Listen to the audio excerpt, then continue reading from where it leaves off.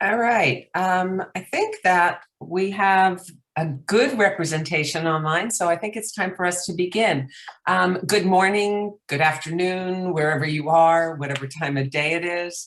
I'm honored to moderate today's seminar, Aligning Funder Policy with Support from Societies, a case study with NIH and FASEB.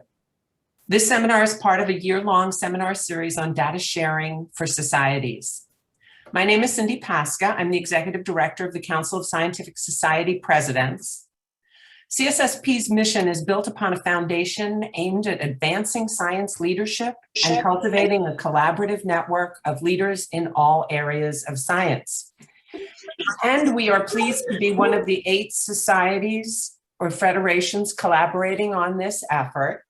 We're joined by AAAS, the American Astronomical Society, the American Chemical Society, the American Geophysical Union, the American Meteorological Society, Board on Data Stewardship, the Federation of American Societies for Experimental Biology, the Federation of Associations in Behavioral and Brain Sciences, and the International Union of Pure and Applied Chemistry. Good. Part of the value of memberships in any scientific society is the prospect of having a wide range of information and opportunities curated and regularly available from one source. This program, focused on data sharing, is one of those tidbits of helpful information. As a multidisciplinary organization, CSSP members are continually aware of the value of sharing data and learning from one another. Being a part of this wonderful program ensures that they can be a part of a wider audience of participants that allows for a broader view of challenges and, more importantly, solutions. That said, it's my pleasure to introduce our speakers for today's webinar. Our first speaker, Susan Gregurick, is the Associate Director for Data Science at NIH and the Director for the Office of Data Science Strategy. Under Dr. Gregurick's leadership, the ODSS, which she was instrumental in creating in 2018, leads the implementation of the NIH Strategic Plan for Data Science through scientific, technical, and operational collaboration with institutes, centers, and offices that comprise NIH. Dr. Gregurick received the 2020 Leadership in Biological Sciences Award from the Washington Academy of Sciences for her work in this role.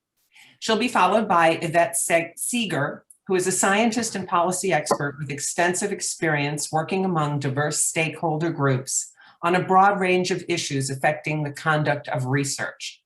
As the Director of Science Policy for the Federation of American Societies for Experimental Biology, Dr. Seger is working closely with FASEB member societies to guarantee NIH data sharing policy requirements are known, understood, and incorporated into the results and accomplishments of all NIH-funded research. Frank Krause is the Executive Director and CEO of the Federation of American Societies for Experimental Biology. An innovative leader, Mr. Krause is working with FASEB member societies as well to ensure that their societies and researchers are aware, informed, incentivized, and prepared to meet the new NIH data sharing requirements. We are delighted to have all 3 panelists with us today. And before I turn it over to Dr. Gregurick, I would like to ask you to please mute yourselves during the presentations. Feel free to type your questions into the chat box at any point in time and use your virtual hand raise function. We hope to have plenty of time for questions after the presentations. And if you haven't already done so, please include your name and where you're from in the chat. Dr. Gregurick, the stage is all yours. Thank you very much. It's such a pleasure to be here today. I've been joining these sessions and they're wonderful. It's such a great opportunity to hear different ideas about data sharing and data reuse. Bringing up my slides. Just checking again that you're seeing them okay. Okay, great. So I really want to talk a little bit about how we can go beyond creating fair data, findable, accessible, interoperable, reusable, which is already a pretty big lift, to creating a connected data ecosystem, and how our data management and sharing policy lays the foundation that will enable us to create a data ecosystem that really does make data findable, accessible, interoperable, and reusable across many different repositories. I'm going to start with a few use cases. Sometimes the transition doesn't work because of the network. So if it doesn't work, just stop me and I'll restart. As you know, our data management and sharing policy will go into effect in just a few years. And many of the folks that are members of the societies will be writing their R01s to NIH, or maybe their center grants, or maybe there are 25 investigator awards, and they'll need to submit a data management and sharing plan. So there's going to be a lot of confusion on how do you actually put those FAIR principles into practice? Where would you want to start, and what should you do? And that's something that we are right now taking under consideration and making plans for really enabling the data management sharing plan that you will be submitting. But that isn't enough. Often when people are looking at difficult problems, just for example, rare diseases like pediatric cancer, it's a challenge because there's no single data repository that has all of the information that's necessary, for example, to find the causal variants for particular cancers. And so researchers need to aggregate data across different repositories. Complicating that even more is the fact that many research participants who are contributing data to these systems contribute data to many systems. So we have to also disambiguate the data that is coming from different participants so that we can aggregate data and aggregate data on participants. So this is a hard problem, complicated more by the fact that most of this data is controlled access data. And finally, the holy grail for NIH right now is really thinking about how can we augment and take advantage of this great advances that are happening in the computer science world of artificial intelligence.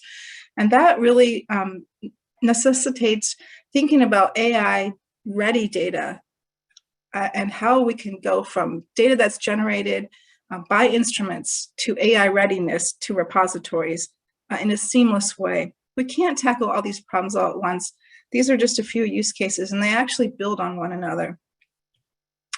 This is a vision I sometimes share. I think it's something that's actually happening more and more, and I'll tell you how it's happening. But it's really going from the journal articles that are wonderful and now hyperlinking the data in the journal articles either to the figures or in the supplemental information to repositories.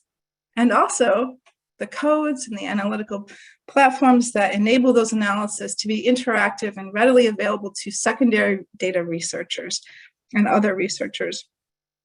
We need to do a few things, and these things are happening, including searching across repositories, computable metadata, and interactive notebooks. So linking data in repositories to the embedded and corresponding journal publications is happening in a number of our publications and societies, including Elsevier, PLOS, and organizations such as Dataverse and Crossref and DataCite. And many of these efforts are working with the community of repositories for greater discoverability, and NIH would certainly like to enhance that. Recommender or machine readable metadata for greater discovery is also a partnership with journals, but also societies such as Crossref, American Mathematical Society, and efforts that are embedded at NIH. Thinking about standards for the emerging minimal metadata for discovery of data across repositories is something that NIH is certainly interested in.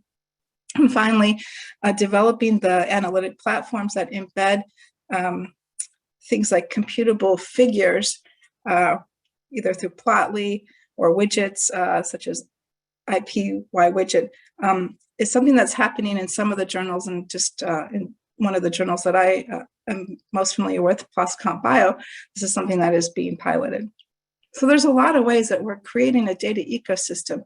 And now what I want to think about is how can we really instantiate that through efforts at NIH. The foundation of all of our work is the NIH policy for data management and sharing. That policy will go into effect on January 25th of 2023. It will require that researchers who are submitting applications to NIH submit a data management and sharing plan. Those plans will be a part of the review, but not scoreable. The NIH program officers will certainly be reviewing your data management plan and working with their awardees to monitor data management as well as data sharing. To help us understand the culture of and expectations of the community for data management and sharing, just last month, oh no, now it's 2 months ago, we held a workshop in collaboration with NIH FASEB on April 28th and 29th to identify community training and resources that would be needed to help implement the data management sharing policy, to learn about the challenges that might be anticipated from researchers, as well as to understand what the community envisions for successful data sharing to look like, and how will we actually know when we've reached that goal. This was a well-attended and engaging workshop. We had almost 2,000 participants, and you can see on the right-hand side the breakdown of participants by category. I'm just going to share a few of the key findings, and the workshop report will be out shortly. Implementing a policy like this is really a system-wide culture shift. So we need NIH to align the incentives and resources for all of our stakeholders. These include other funders, institutions, publishers, data repositories, and associations and societies such as those on the call right now. It's imperative for us to think about what success looks like in terms of data management practices, being mindful of secondary data reuse, and the necessary tools that will enable successful data reuse and data sharing. We need to think about good data management. For example, ensuring that metadata accompanies the data that's deposited into repositories and throughout its research lifecycle. Being mindful of QA and QC and versioning of data. These are the foundations for data sharing. We need to think about collecting and analyzing data sharing metrics in order to understand the value of data sharing. And finally, data citation and adoption promotes data reuse and aids in the compliance and monitoring. All of these impactful recommendations from the policy are activities that NIH is thinking of now, and I'll just tell you a little bit about some of the ways in which we are instantiating these recommendations, and certainly I hope that you will walk with us for the next 2 years as we start to implement our data management sharing policy. The first is thinking about the data resource lifecycle, the repositories from their introductory phase to their growth and maturity, and finally the points where there's an inflection point and a decision about sunsetting or extension. I'm going to talk a little bit first about how we are supporting the beginning and the growth of data repositories. We've held a number of workshops. We've held a workshop on the trustworthy data repositories and best practices in data management, as well as a workshop on data metrics and understanding data reuse. From these workshops, we understood that it's critical for us to support repositories to help them achieve two key and fundamental principles for good data management. And I'll talk both about trust, and I'm sure you're very familiar with FAIR, as well as to help repositories evaluate their usage, their utility, and their impact. So you'll see that on the right, there are 3 key areas that we're working in: data resource lifecycle metrics, supporting databases and knowledge bases, and supporting FAIR data repositories. Our goal is to implement a data ecosystem that allows for a range of diverse repositories and supporting different options for researchers as they want to share their data. The first thing that we've done just this year was we've supplemented existing data repositories at NIH to help them align to the trust principles and the desired characteristics for repositories. This will enable them to strengthen their FAIR principles. Just in case you haven't heard of these repository characteristics before, I'm just highlighting them here, and they'll be pretty familiar and hopefully make a lot of sense. For all repositories, elements that we hope to instantiate include assigning unique persistent identifiers, plans for long-term sustainability, mechanisms for curation and quality assurance in efficient and effective ways, clear guidance for users, tracking provenance. There are a few characteristics for those repositories that hold human participant data, those controlled access repositories. And these, of course, include ensurety for participant privacy, plans for data breach, controlled audits and downloads. All of these activities we are working with our existing repositories to align to. In addition, we hope that repositories will be able to align with the FAIR principles. And I love this figure that I've used with permission from Ingrid Dillow that really highlights all of the elements in which we can make data and data repositories fair for findable, accessible, interoperable, and reusable, as well as on the right, the trust principles, transparency, responsibility, user focus, sustainability, and technology. Aligning repositories with these principles lays a foundation for really good data management and hopefully data sharing and data secondary reuse. But that's not enough. We need to think about, as those repositories mature, how can we sustain them? So I want to talk a little bit about some of the ways in which we're offering programs for mature data repositories. We still are looking at the later part of the data resource lifecycle, and in particular, the inflection point where a decision is made. But the programs for those elements are yet to be instantiated. So in terms of sustaining and mature data repositories, we have two supported funding announcements. One is for biomedical data repositories, and the second funding announcement is for knowledge bases. In both, we hope that repositories will ensure scientific impact not only in the domain that they support, but potentially also in cross domains.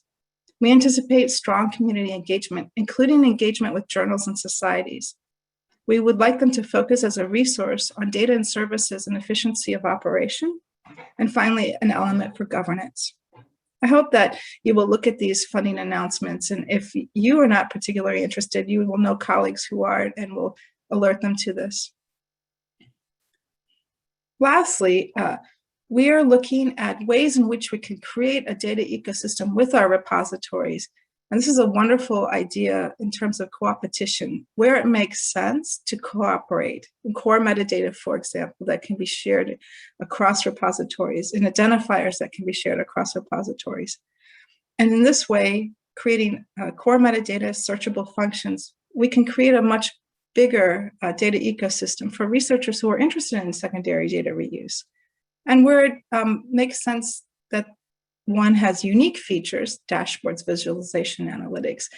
There, the repositories shine with their own capabilities. So the idea of co-opetition amongst data repositories will create a data ecosystem, and we're just now starting along this path. And I want to thank particularly Shelley Stahl and Marianne Matone for their wonderful work in this workshop that really helped us define what a data ecosystem for repositories may look like and the concepts of co-opetition.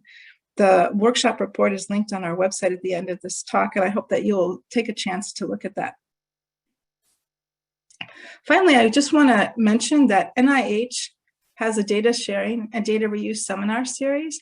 We've had 6 talks now. Our next talk is next Friday at noon by Dr. Laura Mangravi from Sage Bionetworks. She will talk about diversifying the Alzheimer's target pipeline, data and tools for sharing to catalyze the study of understudied drug targets.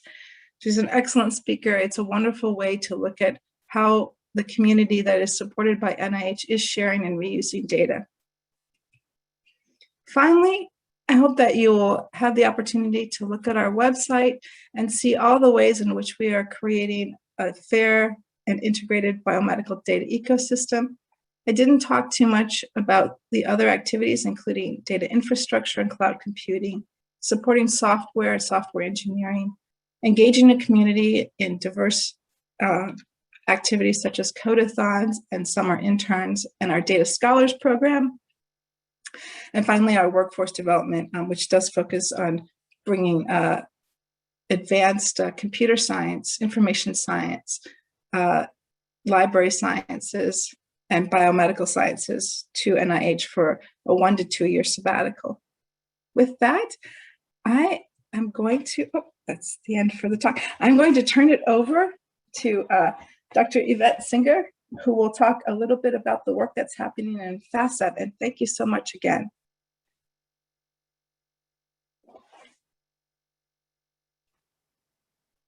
Great, thank you so much, Dr. Gregurick.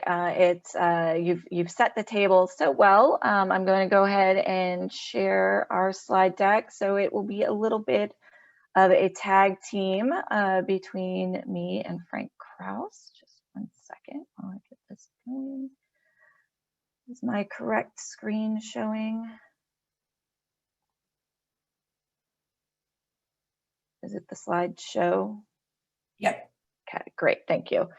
All right, so not the slideshow yet. That's the wrong. Sorry, I had a feeling it was doing that.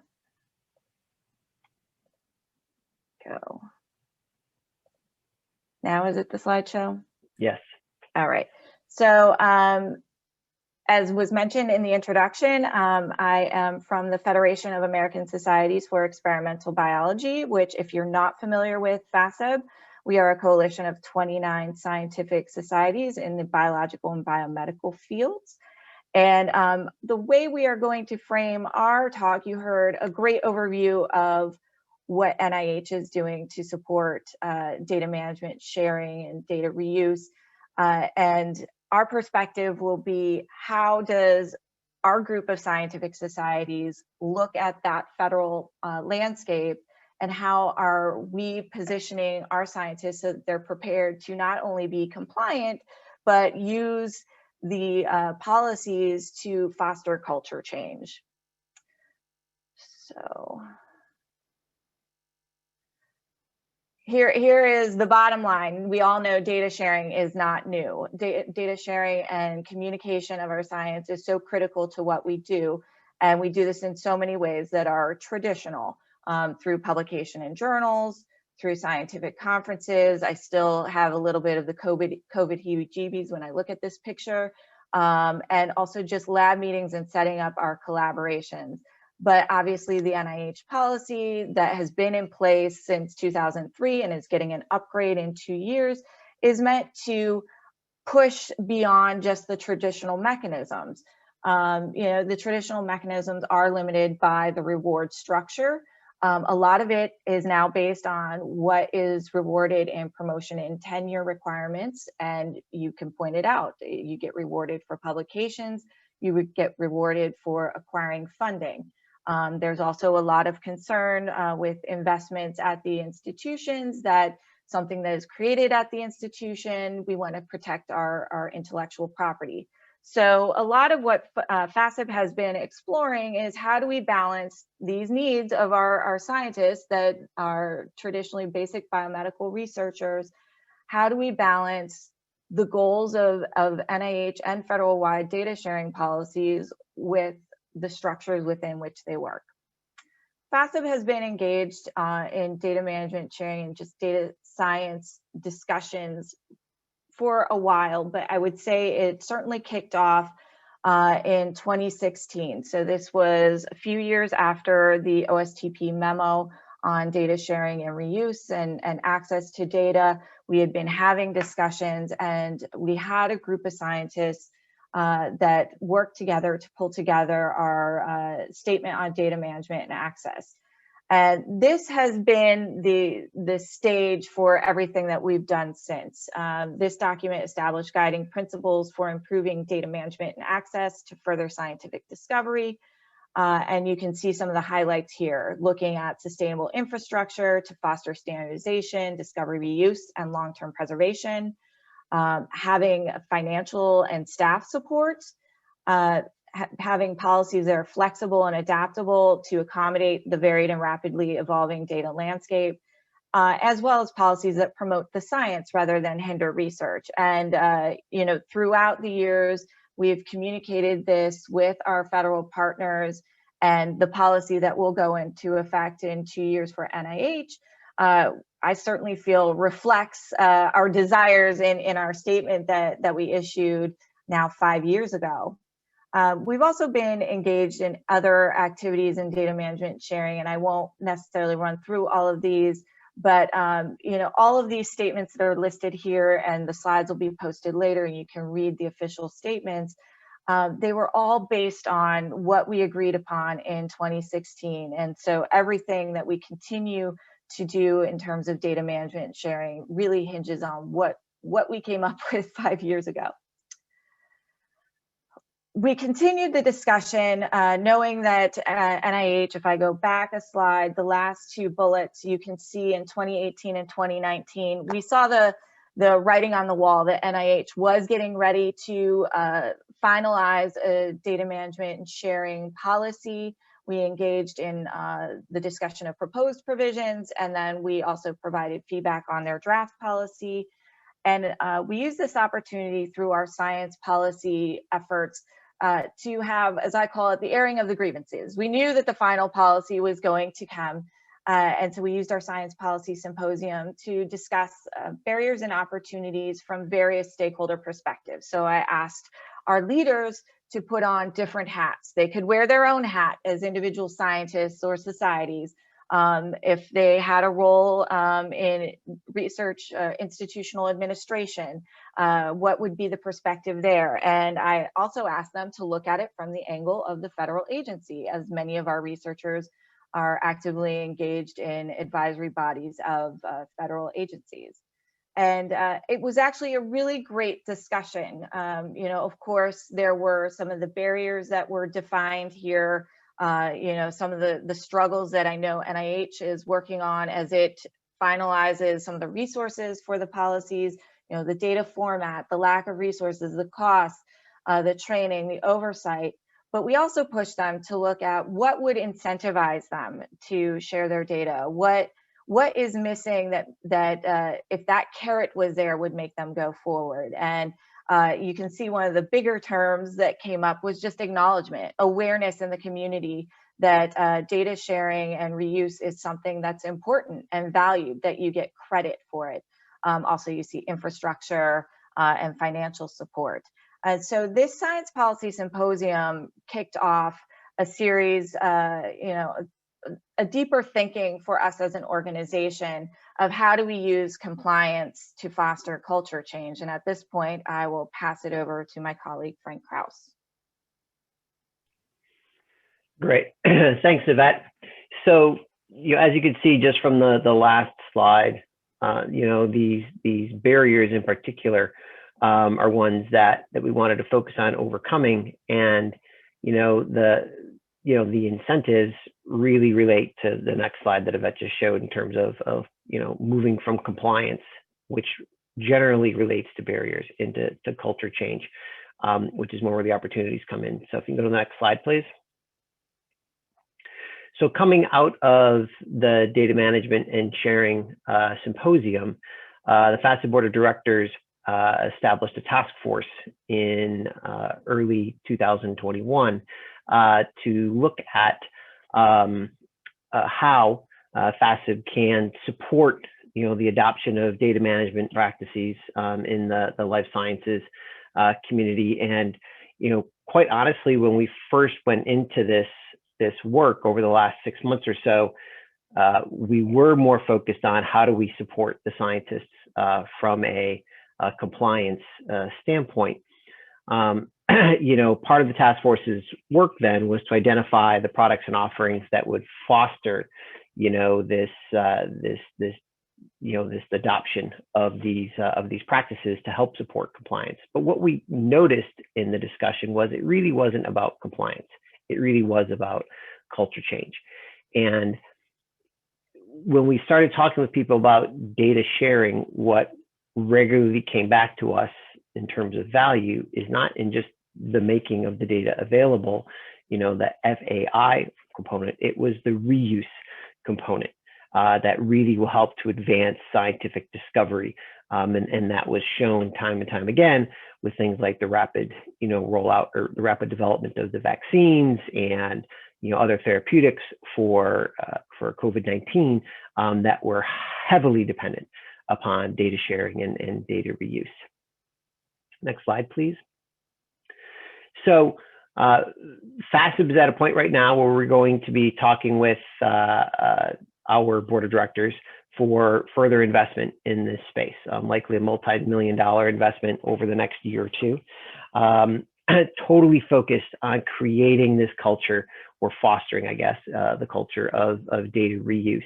And so here you see one of the graphics that we've used in the business plan with our board that will be discussed next week. So I'm sharing some information with you, still with my fingers crossed, of support by our board. And so I won't get into too much detail and try not to get ahead of them. But really, the focus again is on reuse, not strictly on compliance, although we certainly will cover that. So what we're trying to do is leverage FASEB strengths in building capability, capacity, community, and really leverage those to augment the use or reuse of existing data systems. So over the next 5 to 10 years, because we do see this as a very long-term investment, we'll be seeking to create active, conversation spaces to continuously talk about reuse, its barriers, how we can improve it, how do we improve, reusability, how do we improve interoperability, et cetera, et cetera. This seminar today is a good example of the types of products and programs that we'll promote and move forward with. We also will want to create an ecosystem where the reward system does recognize research systems for excellence in data reuse, so that there's a significant incentive for them to participate in this way. And by these vanguards of the space of reuse, then there will be much more adoption of the sharing and reuse principles. We're also going to be developing various cohorts of researchers that will be specifically trained in data sharing, data reuse principles. This is very consistent with what Susan was talking about earlier in terms of her workforce development, and actually an earlier slide that she was unable to share with the group today really resonated with me in terms of their development of this cohort of data science experts to assist the rest of the research community, and really be our goal is for them to be a resource to the entire community overall. And then finally, we're looking to spread the resources that are created across the research and institutional domains.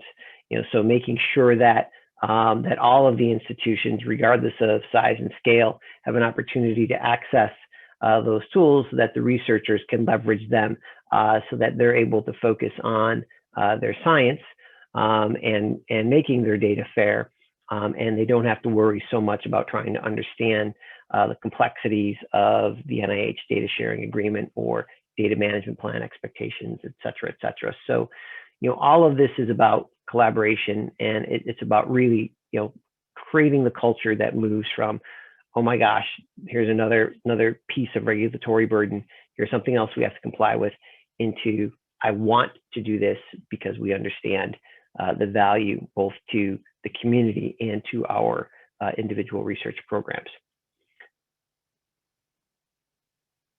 Next slide. So I think we've got a couple of questions that have come through in the chat, but Yvette and I wanted to throw a few things out to spur conversation as well, particularly from our perspective. We are definitely looking for opportunities to build upon and enhance existing resources. So what's already out there? Hey, are you aware of this? Are you aware of that? Are there other comparable society efforts and opportunities to collaborate? This is one of the reasons that FASEB is participating in this group, knowing the extensive work that the other sponsors of this program, and in particular AGU, have been doing over the past several years to advance these efforts. So how can we learn and adapt or adopt them in the life sciences space? And then, of course, what challenges do you see for some of these activities and things that we should be aware of? We're very open to engagement, and again, we want to work with others, and this only works if we work together to advance the community as a whole. So with that, I think we are done and open for questions. So, so let me thank all three of you. It was very informative, very engaging, and I personally learned a great deal. I'm going to start with a question, and then I'll get to the ones in the chat. But one thing that I didn't hear discussed, and Susan, it's more toward you than anyone else, is, and I don't want to be a pessimist, but in light of what's going on in cybersecurity and cyber insecurity, what's being addressed to protect, but at the same time allow for access on this data that's being collected and shared? Yeah, I would be happy to address that. You may be aware of a recent executive order on cybersecurity and enhancing cybersecurity for the nation. This will affect all agencies, including the National Institutes of Health. We are now looking at the way in which we authenticate and authorize users to our controlled access data repositories, because this is where the executive order will have the biggest impact, including things such as multi-factor authentication, as well as concepts of zero trust. So we are implementing, and I didn't talk about it, researcher auth services that is integrated into our Center for Information Technology and into the ways in which you access our systems through ERA Commons that will comply with the executive order. We do have some time. Nevertheless, we've started with multi-factor authentication. So you'll start to see some changes when you access our controlled access data repositories. We hope to get to the point where you'll be able to access these repositories with your university credentialing system, but the credentialing system has to comply with the executive order for multi-factor authentication. So I didn't talk about it, but we are very, very much aware of it. And working with all of our institutes, chief information officers, and with Andrea Norris, who is our chief information officer at NIH, to comply with these new security requirements. Thanks for bringing that up. That's a really important point. Yeah, and I'm sure everybody, I'm sure that it's something that crosses everybody's mind, particularly when it is research that, there is a proprietary feeling about it.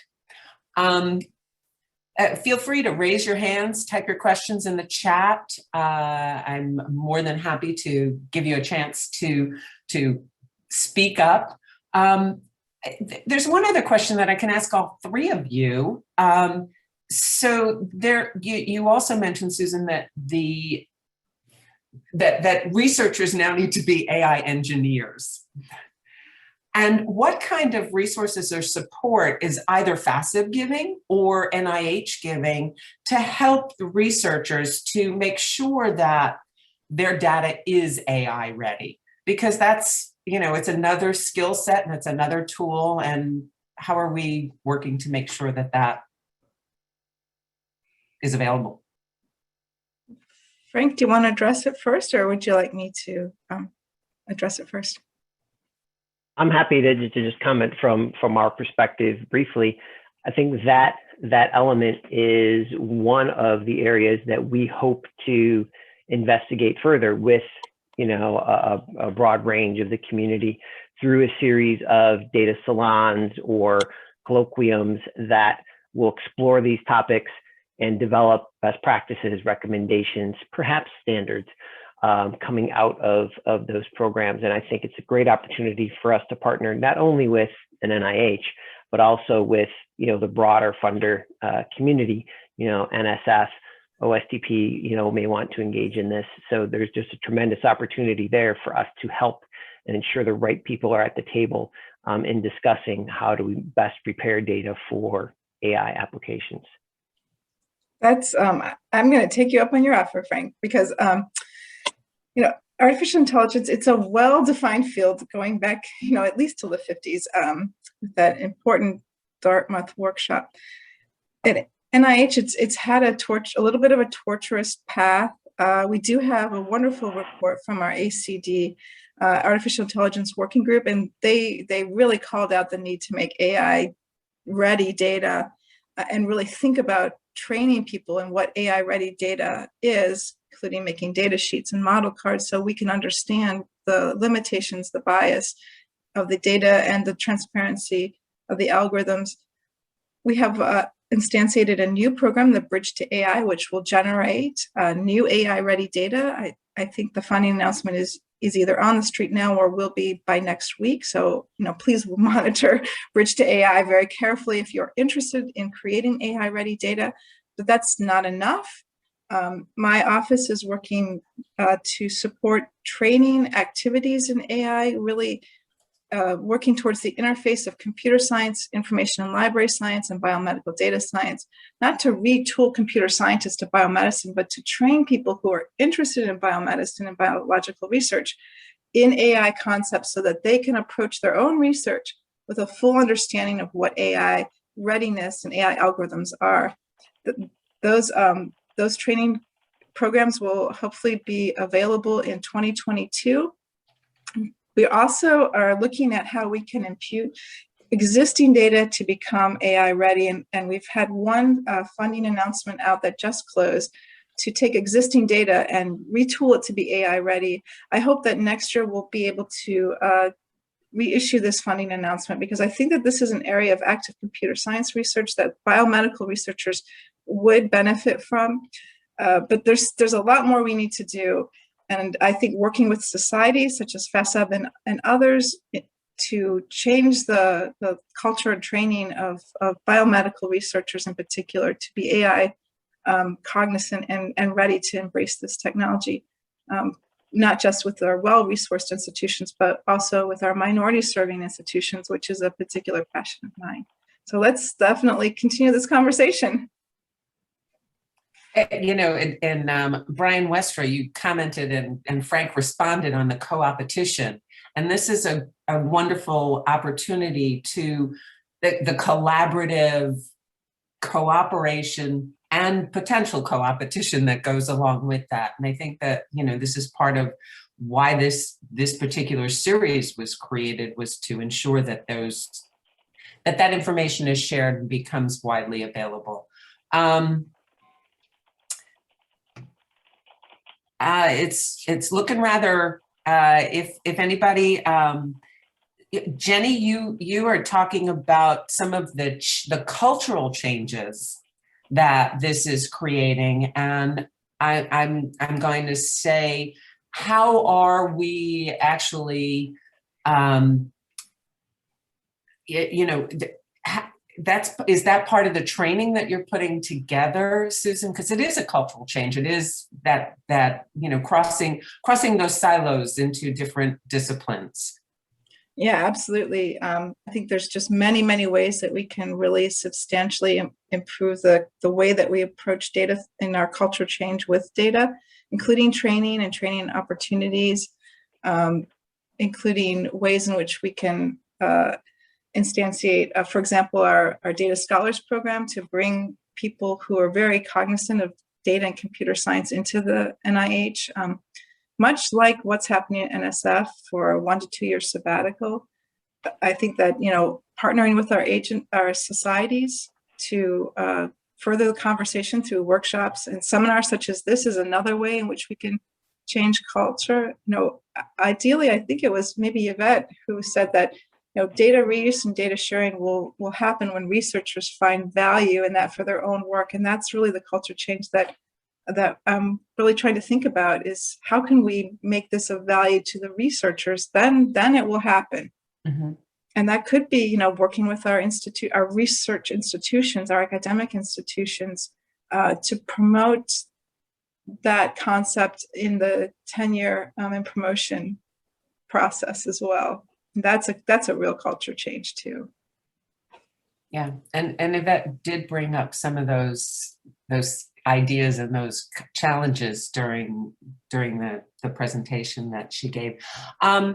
I know you just addressed it a little bit, but one of the questions that that was posted is, how are the government agencies working together to align the programs? You've talked about that NASEM and NSF and NIH. Is there anything that the societies can do to assist in ensuring the information is across these agencies?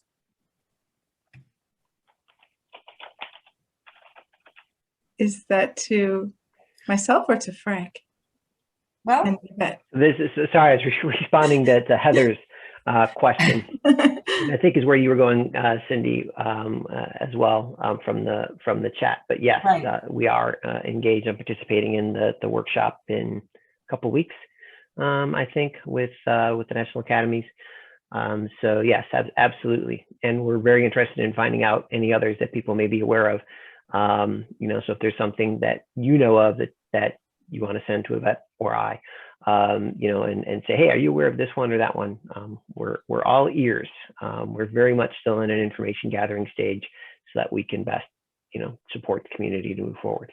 And I'll just tag on. I mean, we respect everything that's been done in the space. And so, and we want to learn from you and augment and not reinvent the wheel, because we know a lot of work has been done, and we're coming in from our own perspective, but how can we utilize what's there? And I certainly do track the roundtable at NASEM, and it's we participate as we are allowed as external observers, but any other opportunities, please let us know.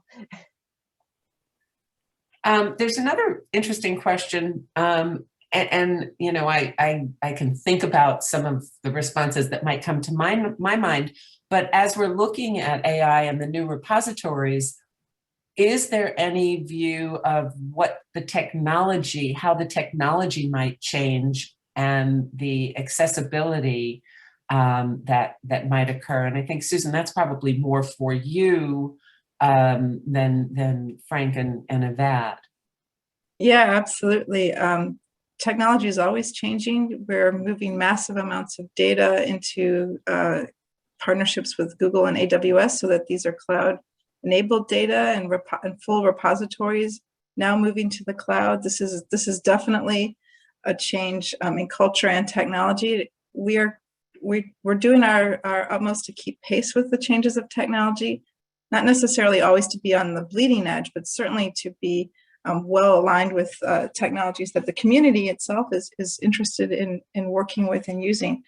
We're now investigating technologies in privacy preserving record linkage to disambiguate those participants across multiple repositories, particularly difficult for participants who are donating genomic data, because there's an intersection there between policy and technology. And in fact, there's a number of workshops happening this summer to really look at the interlace between rapid moving technologies that other sectors of our society are taking advantage of, but have real policy implications, in particular in the genomic space. So this is an ongoing conversation that I think that we'll continue to have.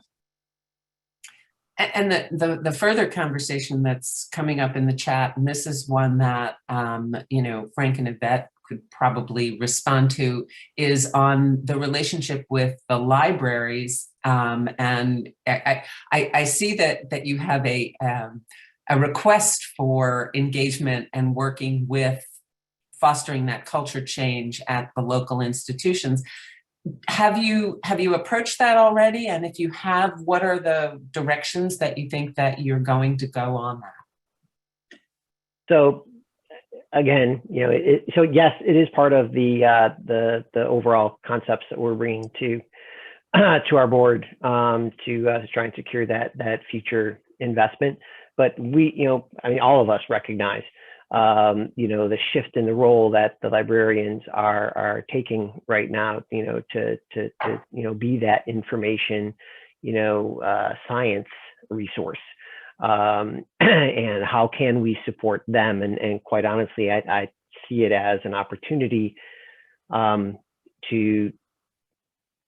add to, perhaps shift the value proposition between science societies and the institutional librarians as we move more towards open access for publishing, and the subscription and acquisition of content priority, it shifts, then perhaps the relationship changes to these sorts of services, which help the librarians to serve their their institution's community more effectively.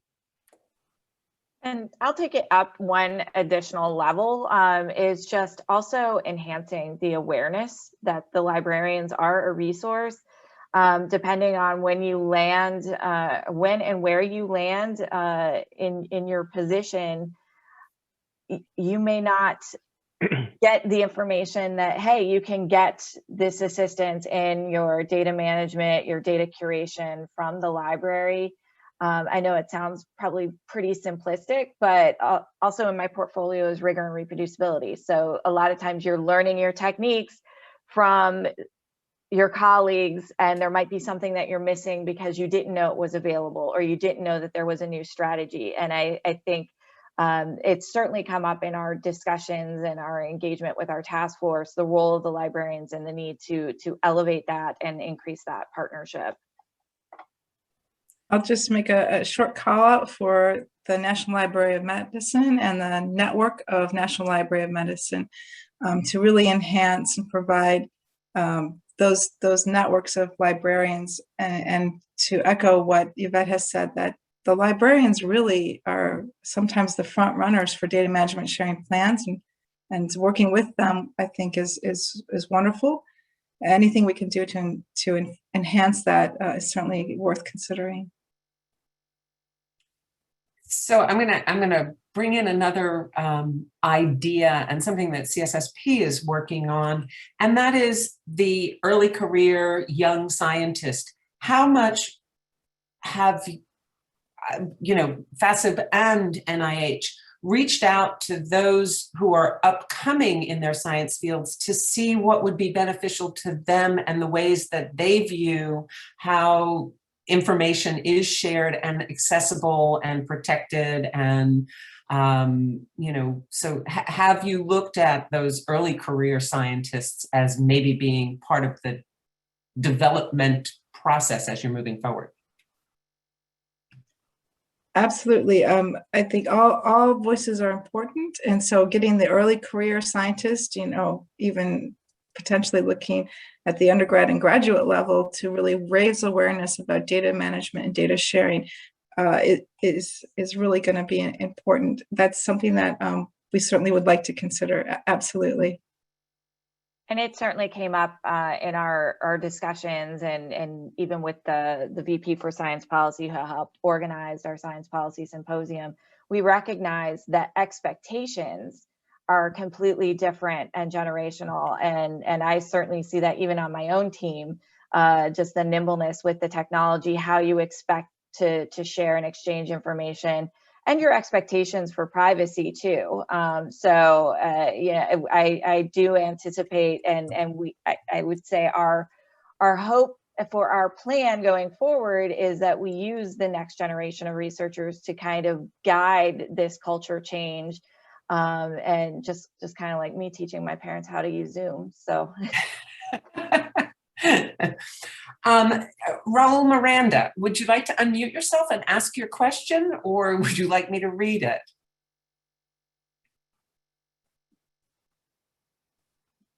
All right, I'm gonna go with a significant incentive to accelerate sharing is the formal review of the data management plans in place with various funding agencies.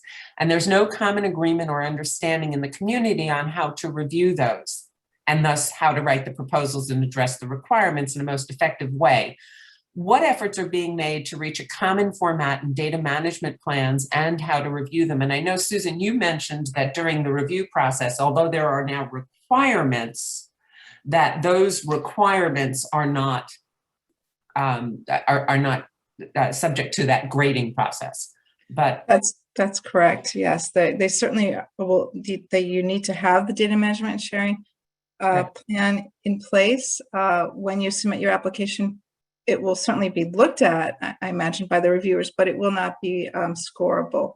The program office will certainly look at it, and it's just for exactly right now the point that you raise, which is that NIH supports many, many different types of researchers, from organic, synthetic, organic chemists to researchers in the clinic, and so a one-size-fits-all at this particular moment is probably not possible. So we are still looking at ways in which we can facilitate plans that can be harmonized. But I think that at the moment this is just hard enough that having some sort of common data management plans may not necessarily be in place. And I'll say that definitely brought FASEB to the table when I first arrived. You know, the OSTP memo had come out in 2013, and we were actually tracking the guidelines for the DMPs across the agencies. And it is a point of anxiety. And even with the final NIH policy, I appreciate the flexibility as a policy nerd, but it's not always appreciated by those who have to implement it. And so I think part of our role is helping the agencies get the message across that there's no wrong answer. You know, we are perfectionists being scientists. And so, you know, the flexibility is there to help you, not hinder you in developing your data management plan. So we probably have time for one more question or conversation, and there's a conversation that's going on about the machine readable data management plans. There's also been a response on a report that talks about those machine readable plans, but you know, we are all looking at what is technology doing, but we also need that human component as part of that technology. So have you addressed those machine learning data management plans, or is that, I mean, obviously somebody has. Certainly I can start. There's wonderful work going on in societies and in the Research Data Alliance on machine readable data management plans, and this is something that's under consideration for NIH. It would require that we build a little more infrastructure into the way in which you submit your applications. So while we are very supportive of this, it's not entirely clear that in 2023 that will be in place. But certainly this is an very active area of discussion in terms of what's the infrastructure that we need to make that happen. Right. And the technology goes back to that question about what is the technology and what will it look like in 10 years when people are accessing this. And there is a lot of interaction and information between AAU and APLU and conversations there. And Frank, are you reading carefully, or did you have something you wanted to say? No, I'm taking screenshots and taking notes, and thank you for all of the ideas and input here. Okay. So I want to thank you all for your participation, your great questions, your great engagement, wonderful presentations from Susan, Frank, and Yvette. And to let you know that the next seminar on July 2nd will be on journal data policies, getting started with a framework and examples from society journals. And I think during today's conversation, there were, you know, I don't know, Shelley, where you're looking at some of your content and your topics, but I think some of the questions that came up today might be really good ones to include in future sessions of this series. In addition to thanking our presenters and our speakers, I want to thank Shelley and Laura for all they do to ensure that this program is well coordinated and well presented. So on that note, I thank you all, and we hope to see you next month.